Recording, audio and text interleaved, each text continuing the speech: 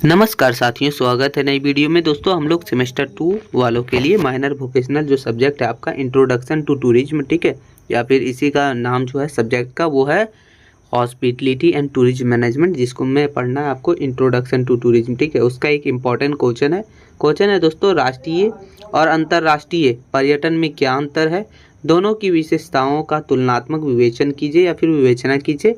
तो मतलब दोनों पर्यटन में आप क्या है क्या नहीं है, दोनों पर्यटन वो समझिएगा। तो किसी भी तरह से अगर क्वेश्चन पूछे तो आप बना लीजिएगा, है ना। तो चलिए शुरू करते हैं वीडियो को। लेकिन इससे पहले हम आपको जानकारी देना चाहेंगे कि प्लेलिस्ट बना दिया गया है पूरे क्वेश्चन का, पूरे मॉडल क्वेश्चन पेपर वगैरह सब वहाँ दिया गया है, तो आप जाइए और जाके चेक कर लीजिएगा, ठीक है। चलिए शुरू करते हैं। हम लोग आंसर सबसे पहले समझेंगे। तो देखिए लिखा है कि पर्यटन जो है वो दो मुख्य प्रकारों में बांटा गया है, दो मुख्य प्रकारों में बांटा गया है मित्रों। पहला हो गया राष्ट्रीय पर्यटन, जो कि देश के अंदर होता है, यानी कि अपने ही देश के अंदर हो, उसे बोलते हैं राष्ट्रीय पर्यटन। और अंतर्राष्ट्रीय पर्यटन यानी एक देश से दूसरे देश जाना या फिर एक देश से बाहर जाना यात्रा के लिए, तो उसे ही बोलते हैं अंतर्राष्ट्रीय पर्यटन, ठीक है। तो ये दो प्रकार के मुख्यतः होते हैं। इन दोनों तरह के पर्यटन में कानूनी प्रक्रिया, पैसा और सांस्कृतिक अनुभव के आधार पर बहुत बड़े और महत्वपूर्ण अंतर होते हैं। यानी दोनों में जो है बहुत ज़्यादा अंतर होता है दोस्तों, बहुत ज़्यादा अंतर होता है। किस हिसाब से? तो पैसे में, कानूनी प्रक्रिया में और सांस्कृतिक अनुभव के आधार पर ये सब अंतर है। तो चलिए एक एक करके हम लोग सब चीज़ देखेंगे, अंतर वगैरह। सबसे पहले हम लोग देखेंगे राष्ट्रीय पर्यटन, जिसको बोलते हैं घरेलू पर्यटन भी बोलते हैं इसे। क्योंकि घरेलू इसलिए बोलते हैं क्योंकि अपने ही देश में घूमना है, तो इसीलिए इसे बोलते हैं घरेलू पर्यटन, भी इसे ही बोला जाता है, ठीक है। परिभाषा देख लीजिए, तो बोल रहा है कि जब कोई व्यक्ति अपने निवास के देश की भौगोलिक सीमाओं के भीतर ही यात्रा करता है तो इसे घरेलू या फिर राष्ट्रीय पर्यटन कहते हैं।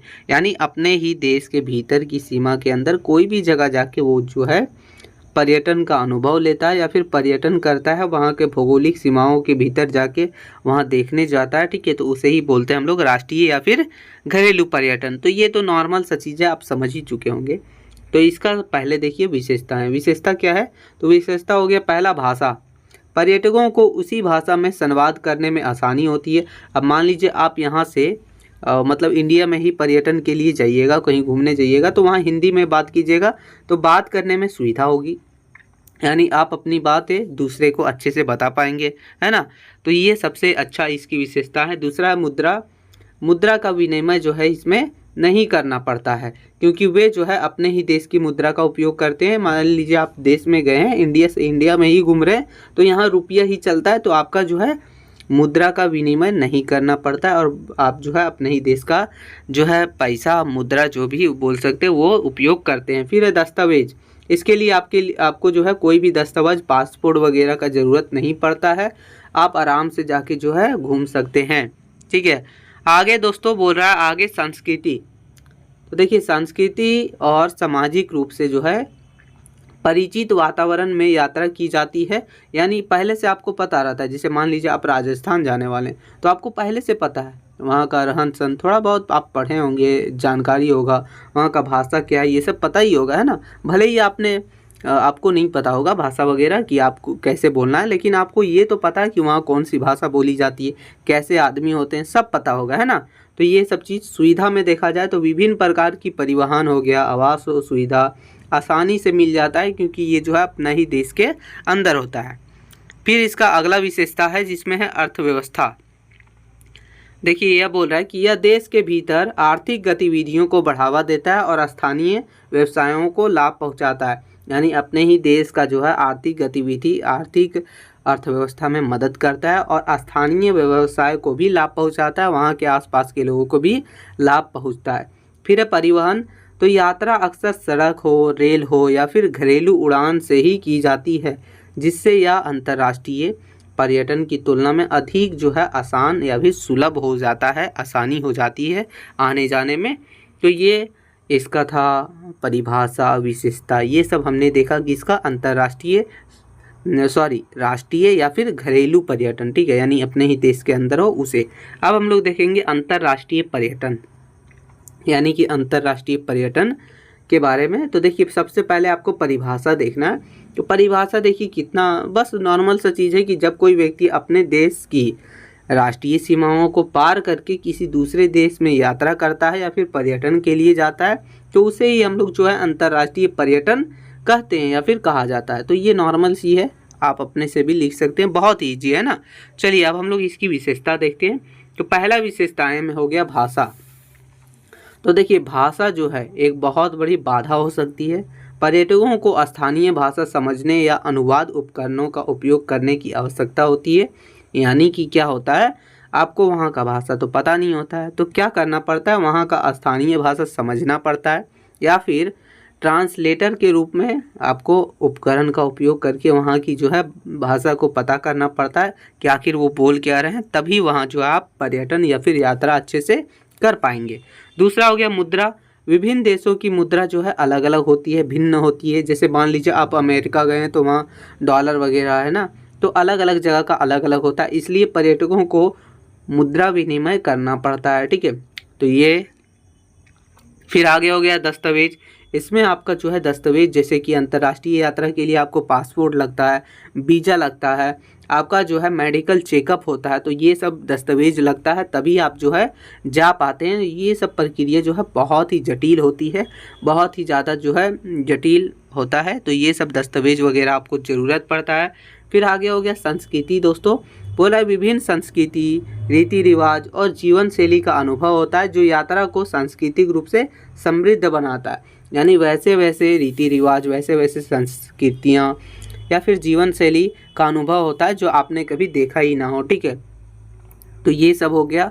फिर आगे हो गया कानूनी प्रशंसन, यानी हर एक देश के लिए अलग अलग कानून और नियम होते हैं तो जिनका पालन करना आवश्यक होता है। आप वहाँ जाइएगा तो वहाँ का नियम कानून पालन करना ही पड़ेगा, है ना। तो ये था। आगे दोस्तों अर्थव्यवस्था। तो अर्थव्यवस्था में बोला है कि यह विदेशी मुद्रा अर्जित करने में मदद करता है और देश की अर्थव्यवस्था को लाभ पहुंचाता है। ये क्या होता है, देखिए विदेशी मुद्रा को अर्जित करने में आपका हेल्प करता है, जिससे क्या होता है देश की अर्थव्यवस्था को लाभ पहुंचता है। फिर हो गया परिवहन। लंबी दूरी के लिए हवाई यात्रा आम है जो अंतर्राष्ट्रीय पर्यटन को राष्ट्रीय पर्यटन से अधिक महंगा बनाती है। यानी कहने का मतलब ये है कि देखिए अंतर्राष्ट्रीय पर्यटन के लिए हवाई यात्रा जो है सबसे ज़रूरी है, आम यानी कि ज़रूरी समझ लीजिए। ठीक है, तो इसमें क्या होता है अंतर्राष्ट्रीय पर्यटन जो है वो राष्ट्रीय पर्यटन से बहुत ज़्यादा महंगा है, क्योंकि राष्ट्रीय पर्यटन आपका जो है अपने ही देश में है। आप बस से जा सकते हैं, बाइक से जा सकते हैं और ट्रेन वगैरह से जा सकते हैं, लेकिन आपको जो है अंतर्राष्ट्रीय पर्यटन के लिए हवाई यात्रा जाना है जो कि महंगा होता है ना। तो ये बता रहा है। आगे हो गया इसका प्रकार वगैरह। देखिए तो देखिए बोल रहा है कि ये जो है अंतर्राष्ट्रीय पर्यटन ये 2 प्रकार का होता है, ये भी 2 प्रकार का होता है। आप कैसे होता है ये थोड़ा सा ध्यान रखिए। देखिए लिखा है कि अंतर्राष्ट्रीय पर्यटन जो है वो 2 प्रकार का होता है। पहला हो गया इनबाउंड, यानी कि किसी भी देश में आने वाले पर्यटक को बोला जाता है इनबाउंड, और आउटबाउंड यानी कि किसी देश से बाहर जाने वाले पर्यटक में विभाजित किया जाता है, यानी 2 भागों में, इनबाउंड और आउटबाउंड के नाम से। ठीक है, तो इसके बारे में आप और डिटेल जानना चाहते हैं तो वैसे तो ज़्यादा ज़रूरत न है, आप न भी जानिएगा चलेगा, क्योंकि देखिए वैसा कुछ सिलेबस में है ही नहीं जो आपको जानना है। लेकिन सीधा समझ लीजिए ना कि किसी देश में पर्यटक आ रहे हैं तो उसको बोलते हैं इनबाउंड, किसी देश में पर्यटक यहाँ से जा रहे हैं तो उसको बोलते हैं आउटबाउंड। ठीक है, तो ये हो गया। अब देखिए दोनों का तुलनात्मक विश्लेषण किया जाए तो हमने थोड़ा सा लिख लिया। देखिए विशेषताएं लिखा है राष्ट्रीय पर्यटन और अंतर्राष्ट्रीय पर्यटन, जिसमें पहला हो गया गंतव्य। तो इसका मतलब होगा डेस्टिनेशन, यानी कि आपको जहाँ पहुँचना है वहाँ। ठीक है, तो देखिए ये क्या होता है कि अपने ही देश की सीमा के भीतर होता है, मतलब जहाँ जाना वहाँ, और ये अंतर्राष्ट्रीय में क्या होता है देश के राष्ट्रीय सीमा से बाहर होता है। तो ये हो गया, ये हम लोग डिफरेंस देख रहे हैं, अंतर देख रहे हैं। फिर भाषा में देखिए तो बोल रहा है कि परिचित भाषा, यानी कि पहले से आपको पता रहता है वैसा वैसा भाषा आपको अपने ही इंडिया में अगर घूमिएगा तो सब पता है आपको कि हाँ ये ऐसा भाषा वहाँ बोला जाता है। और ये जो है आप अंतर्राष्ट्रीय पर्यटन में आपको जो है अपरिचित भाषा, यानी कि उसके बारे में कोई जानकारी ना हो ऐसा भाषा। फिर हो गया मुद्रा में अगर देखा जाए यानी पैसा में, तो ये देखिए घरेलू मुद्रा, यानी कि जो चल रहा है आपका घर में सेम वही आपका चलेगा राजस्थान में, सेम वही चलेगा महाराष्ट्र में, लेकिन आप जो है अंतर्राष्ट्रीय पर्यटन में जो है अलग हो जाता है, यानी कि विदेशी मुद्रा का विनिमय आवश्यक है इसमें। फिर है दस्तावेज के लिए सीमित या फिर ज़रूरत ही नहीं, यानी कि लिमिट है या फिर ज़रूरत ही ना होता। अब कोई कागज़ का ज़रूरत थोड़ी है वीज़ा वगैरह का, आप जो वैसे ही जा सकते हैं ना।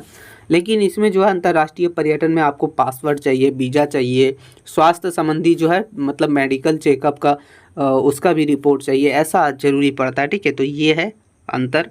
फिर हो गया संस्कृति में देखा जाए तो देखिए संस्कृति के बारे में भी आपको अपने घरेलू यानी फिर अंतर्राष्ट्रीय पर्यटन में पता रहता है, लेकिन वही राष्ट्रीय पर्यटन या फिर घरेलू पर्यटन में आपको परिचित रहता है यानी पता रहता है, लेकिन अंतर्राष्ट्रीय पर्यटन में वहाँ की ना ही संस्कृति के बारे में पता रहता है और वो संस्कृति जो है बिल्कुल अलग रहता है, विविध रहता है।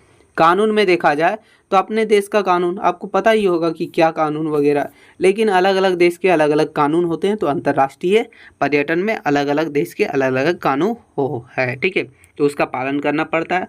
अर्थव्यवस्था पर क्या प्रभाव पड़ता है, तो देखिए इससे क्या होता है, यानी कि राष्ट्रीय पर्यटन से अपना घरेलू अर्थव्यवस्था को बढ़ावा मिलता है, जबकि अंतर्राष्ट्रीय पर्यटन से विदेशी मुद्रा अर्जित करने में सहायक होता है। तो ये है।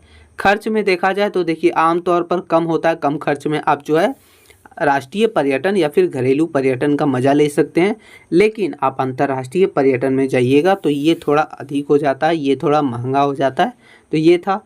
जटिलता में देखा जाए तो ये कम जटिल है, यानी कि कम कठिन है, आप आराम से जा सकते हैं, ज़्यादा सोचना नहीं पड़ता, लेकिन ये ज़्यादा जटिल है। ठीक है, तो ये सब डिफरेंस है, ये सब अंतर है किसमें, अंतर्राष्ट्रीय और राष्ट्रीय पर्यटन में। राष्ट्रीय पर्यटन को घरेलू पर्यटन भी कहते हैं। ठीक है, तो यही था वीडियो दोस्तों। वीडियो में हमने देखा कि आखिर राष्ट्रीय पर्यटन क्या है और अंतर्राष्ट्रीय पर्यटन क्या है, दोनों में अंतर देखे, दोनों का तुलनात्मक विश्लेषण भी देखे, यानी कि आपको डिफरेंस वगैरह ही लिखना, दोनों का विशेषता वगैरह आप जो है इसमें निष्कर्ष ऐड कर सकते हैं। आप चाहें तो बहुत कुछ इसमें छोटा छोटा ऐड कर सकते हैं, लेकिन ज़्यादा ना करना है, आप अपने हिसाब से भी थोड़ा सा देख लीजिएगा। वीडियो थोड़ा भी हेल्पफुल लगा तो एक छोटा सा लाइक कर दीजिएगा। चैनल पर नए हैं तो चैनल को सब्सक्राइब करके बेल आइकन को ऑन कर दीजिएगा, ताकि जैसे ही कोई वीडियो अपलोड हो सबसे पहले आपको नोटिफिकेशन मिल सके। मिलते हैं नई वीडियो में, तब तक के लिए जय हिंद मित्रों।